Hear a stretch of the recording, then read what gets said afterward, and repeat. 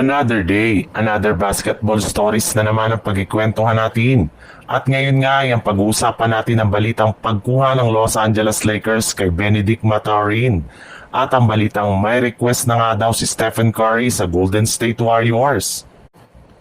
Ibinulgar na nga ni Jovan Buha ng The Athletic na bagamat man nga pwede nang bigyan ng bagong kontrata ng Los Angeles Lakers si Rui Hachimura ngayong offseason, ay wala pa rin naman nga silang balak na gawin ito.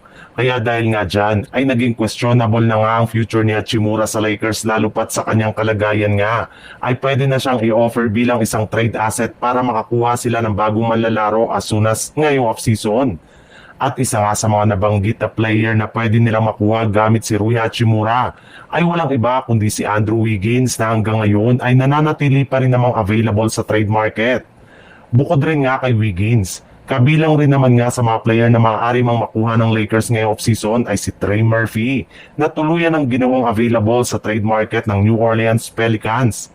Maliban rin naman nga sa dalawang ito ay nabanggit rin naman nga ang pangalan ni Bennedict Mathurin sa mga manlalarong posibleng kunin ng Lakers na ipangtatandem kina Luka Doncic at LeBron James.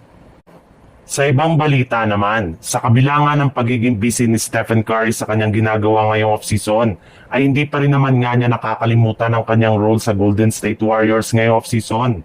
Sa katunayan, isa nga sa mga nagbibigay ng opinyon sa mga ginagawang desisyon ng kanilang front office pagdating sa free agency at trade market. At ayon nga sa naging pahayag nito sa media, hindi pa rin naman nga daw gusto ang kasalukuyang struktura ng kanilang lineup. Kung gusto nga daw talaga ng Golden State Warriors na maging competitive sa Western Conference, ay kailangan nila na makabuo ng lineup na maitutulong na championship contender. Sa madaling salita, mukhang pinapahiwatig at pinapaalam nito sa front office ng Golden State Warriors na kailangan pa rin talaga nila na kumuha ng mga bago at magagaling na players na siyang magpapa-improve sa kanilang lineup.